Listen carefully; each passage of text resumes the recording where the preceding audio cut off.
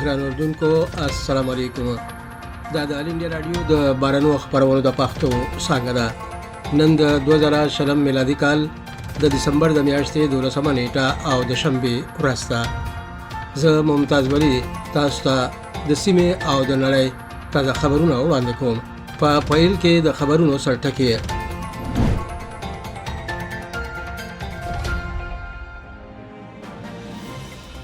لومړي وزیر د لارښود پاریس اقلیم هوکړې پنځم کلیزې په موقع نړیوال اقلیم بدلون سترې ناستې ته وینا وکړه.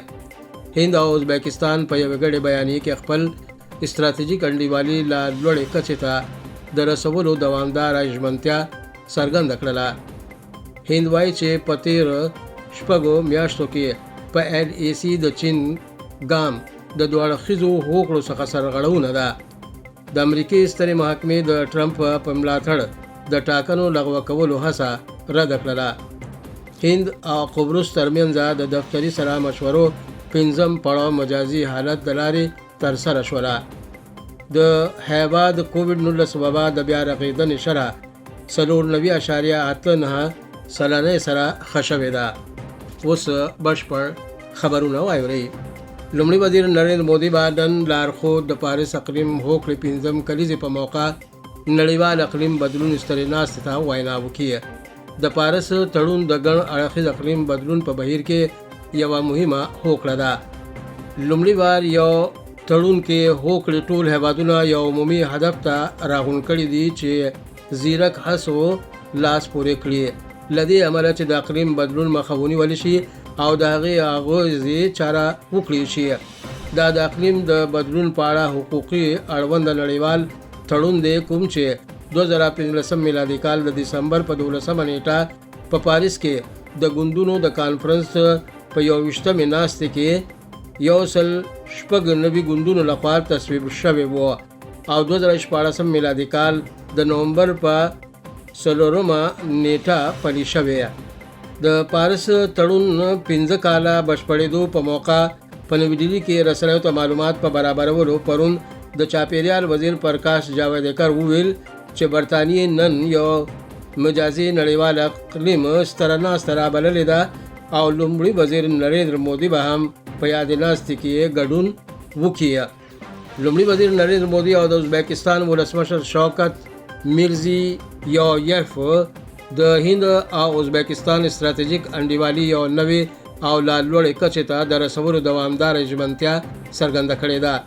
دواړو مشرانو ترمنځ د مجازي سترې ناستې وروسته خپور شوي یو ګډې بیانیې تر مخې هغوی زر تر زره یو دوه اړخیز پانګې اچونې تړون سرته رسولو په لړ کې کار کولو ته موافق شوي دي. له دې کبله چې تجارتي او اقتصادي همکاري نوره ښه شي. په یادې بیانیې کې ویلي شوي دي چې د هند خوا په ازبکستان کې د سړک جوړولو، د ناپاکو فاضله اوبو چاره کولو او معلوماتي ټکنالوژۍ په ډګرونو کې 4 پرمختیایي پروژو لپاره هند لخوا برابر کړي شوي د 448 میلیون امریکایي ډالرو پور منظوري تصدیق کړله. د هند خوا د هند او د مرکزي اسیا ډایلاګ عملی چوکاټ تر لاندې په ګډون هند او ازبکستان ترمنځ پرمختیایي نړیوالې نور زیاتولو خپل ژمنه اعاده کړله. هند پرون وویل چې په تېر شپږو میاشتو کې د کنټرول حقیقي کرښې په اوږدو د چین عمل د دوه اړخیزو تړونونو او پروتوکول څخه سرغړونه ده کوم چې سوله او آرامتیا تامینوي. د بهرنیو چارو وزارت ویان انوراګ سریواستوا وویل چې تېر شپږ میاشتو راهیسې چې کوم وضعیت لیدل شوی د چین خوا څخه د ګامونو پایله ده کوم چې په ختیځ لداخ کې د کنټرول حقیقي کرښې په اوږدو په حالت کې یو اړخیز بدلون اغیزه کولو غوښتنه کوي. ویان د پولې په مسله د چین څېړنو ته غبرګون وړاندې کوله. نوموړي وویل دواړه خواوې باید چې په بشپړ ډول بېلابېل دوه اړخیزو تړونونه او پروتوکولونه په کلکه تعقیب کړي چې ورکې د پولې په سیمه کې د سولې او آرامتیا ساتلو په تړاو د 1993 او 1996 میلادي کال هوکړې شامل دي. نوموړي زیاته کړه چې هند په کلکه دوه اړخیز هوکړو سره سم عمل کوي او د پولې مسلې د خبرو تر د لارې د حل کولو ژمنه لري. په یو ځانګړې پریکړې کې د امریکې سترې محکمې هغه بې ساري هڅه رد کړله د کوم موخه ټاکنې په 4 مبارزه شوي په ایالتونو کې ورټېلولو وه او کوم ته چې ولسمشر ډونالډ ټرمپ ملاتړ ترلاسه وه. په دې اونۍ کې ټکساس ایالت لخوا وړاندې شوي په مقدمې کې د جورجیا، میچیګان، پنسلوانیا او ویسکونسین کې د پایلو باطله ګرځولو غوښتنه شوې وه. دعوې ته د 18 ایالتونو لوی څارنوالانو او د کانګرس 106 ریپبلیکن غړو ملاتړ ترلاسه وه. خو په یوې لنډې فیصلې کې چې دا هڅه رد کړې شوې سترې محکمې پرون دا فیصله ورکړه چې ټکساس د قضیې وړاندې کولو قانوني حیثیت نه لري. دا پریکړه ښاغلي ټرمپ لپاره یو ډب دی چا چې په تیرو ورځو کې دا نظر وړاندې کړی و چې د نومبر د میاشتې د ولسمشرۍ ټاکنې پایله به په سترې محکمې کې حل شي. هند او قبرص ترمنځ د دفتري سلا مشورو FOCs 5م پړاو او مجازي حالت د لارې ترسره شو. د بهرنیو چارو وزارت ویل چې دواړو خواو عنعنوي تودو اړیکو ستاینه وکړله او په یو لړ ډګرونو لکه سیاسي، اقتصادي، کونسلګرۍ او فرهنګي ډګرونو کې د همکارۍ کره کتنه وکړله. دواړو خواو د هوکړو او تفاهم هوکړه لیکونو وضعیت هم وکاته په کوم کې چې د دفاع، پوځي همکارۍ، سپورټي لوبو، د آیورویدا په ګډون فرهنګي ډګرونه شامل دي او په دې موافقه وکړله چې زر تر زره د هوکړې بشپړولو په لوري کار وکړي. د هیواد د کووډ-19 وبا بیا رغېدنې شرح کابو 94.89 سلنې ته رسېدلې.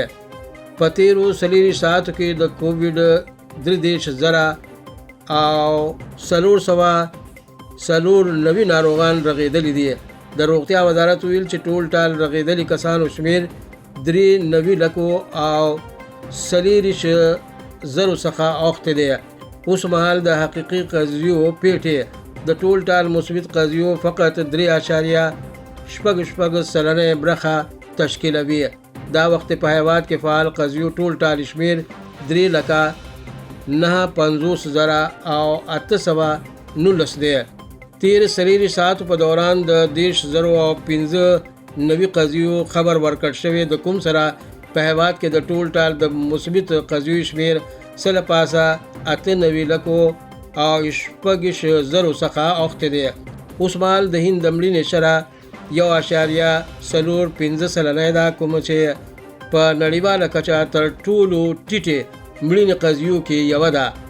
په تیر 40 ساعتو کې د 442 کسانو د مړه کېدو خبر ورکړ شوی د کوم سره د ټول ټال د مړه شوي کسانو شمیر 1,42,000 او 428 ورسېده. د امریکې د خواړه او مخدره توکو FDA د کووډ-19 وبا واکسین فایزر بایو انټیک د کارولو بیړنی تصویب خپور کړي کوم چې په راتلونکو ورځو کې لومړنۍ پیچکاري ورکوونکو لپاره لاره هواره شي. دا پریکړه یو قانوني پروسې تر مخې پلي شوې په کوم کې چې د دوو خوراکو واکسین تحفظ په باب د سلاکارانو یو ډله ښکېل ده چې دارو جوړونکي غوښتنه کړې چې دا واکسین د 14 کال عمر لرونکي او د هغې نه زیات عمر لرونکو په خلکو وکارول شي. چارواک او طبي ماهرین هیله لري چې واکسین به د هغې وروسته وبا په ولکه کې په لرلو کې کومک وکړي کله چې په امریکا کې د نړۍ ځینې هیواد پرتله 292,000 څخه زیات کسان مړه شوي او 15.8 میلیونو څخه زیات کسان د کووډ-19 وبا سره مخ دي. د ملګرو ملتونو د مهاجرینو یا کډوالو ایجنسی UNHCR وایي چې په ټیګري کې د اریټریایي کډوالو په هکله ترلاسه راپورونو په ترڅ کې اندېښمن دی چې هغوی ووژل شي، تښتول کېږي یا په زوره اریټریا ته ورټېل کړي شي. د اندېښنې یو موضوع دی. د UNHCR مشر فیلیپو ګرانډې پرون خپور شوي په یو بیان کې ویل چې که د دې تصدیق وشو نو دا ګامونه به د نړیوال قانون څخه یوه لویه سرغړونه وي. نوموړي ویل چې د هغه ایجنسي د ایتوپیا په پلازمینه ادیس ابابا کې ځینو کډوالو سره لیدلي دي. ښاغلي ګرانډې وویل چې نوموړي د ایتوپیا په حکومت ټینګار کړی دی چې نړیوال قانون تر لاندې کډوالو په لوري خپل مسؤلیت پر ځای وساتي. ښاغلي ګرانډې وویل چې ملګري ملتونو ته په ټیګري کې 4 کډوالو کیمپونو ته بېله خنډ لاس رسی پکار ده. ملګري ملتونو وویل چې دغو کیمپونو ته د اریټریایي کډوالو په زوره بیرته لیږل بیخي د منلو وړ نه دی. په عین حال کې د ایتوپیا حکومت ویل چې هغه اریټریایي کډوال په ټیګري کې کیمپونو ته بیرته لیږي څوک چې پلازمینه ادیس ابابا ته را تښتېدلي وو. د خبرونو پای.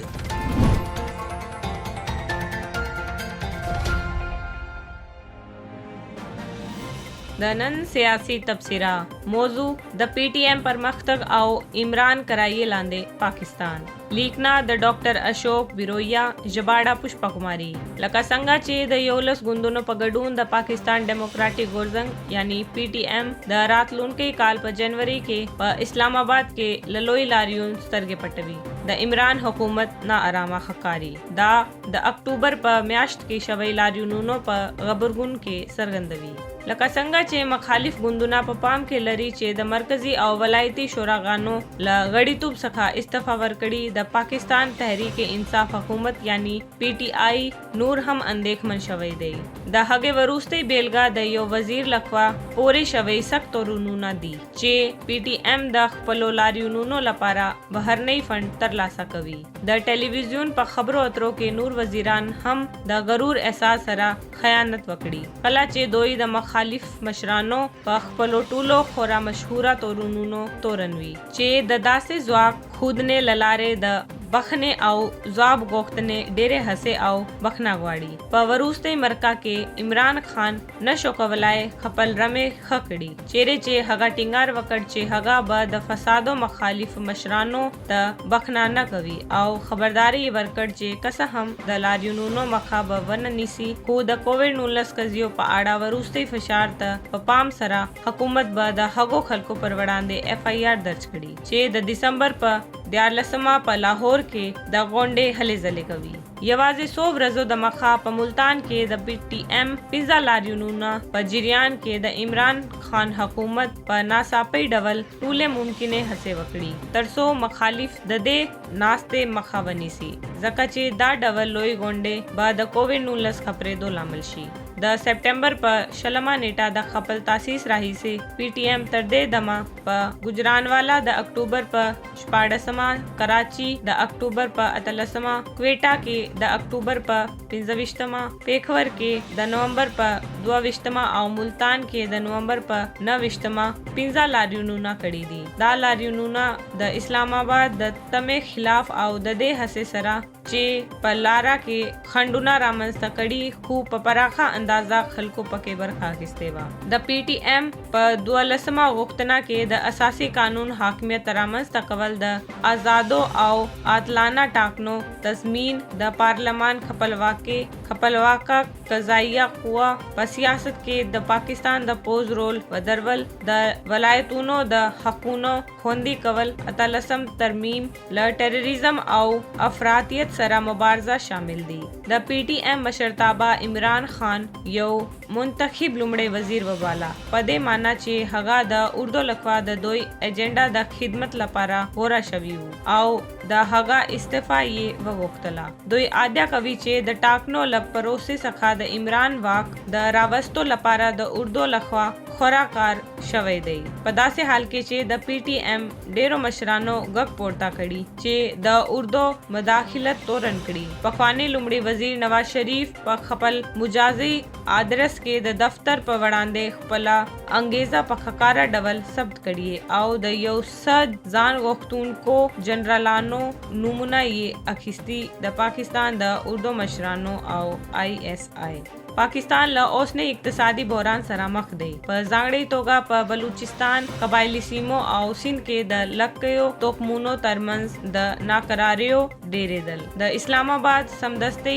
गरबी आउ सुएली आसिया गवंडियों के नामुनासिबा जियो स्ट्रेटेजिक परमख्तगुना आउ द टूलीज डवल द सियासी होकड़े नशतून पर हेवाद बांधे ना बशपड़ा अगेजा कड़िए पूमचे लाहम लडेरो बहरानुनो सखा रावत ले दे तो पाकिस्तान के डेर बसलाहित कतून को वड़ांदीज कड़े चे हुकूमत बायद लोया मिली खबरें अतरे वकड़ी आउ द बोरान द मखनीवई लपारा दरीख्तीनी आउ पखलाइने कमीसियून जोड़कड़ी पर हर सूरत पदे बरखा के द इमरान वड़ांदीज निमगढ़त्या औस पकावे दई हगा द मखालिफ मशरानो पवड़ांदे पलाद्वाहम लरी आओ दा टूल द वर्ता बुश सरा रंगवी दोई द माफिया आओ मिली शतमन्यो लूटमार पतोगा तशरी कवि पदासे हाल के चे द हगा द काबीने डेरे मलगरी गड़ी सोख चे ल मखालिफ सरा गोखा शवई रिश्तीने सियासत वाल दी लकासंगा चे दोईवाई इमरान खान न दई ददे टूलो पमंस के द हिंद वीरा द्वाड़ा द मखालिफ द इस्तीफा ग्वाह कमवलो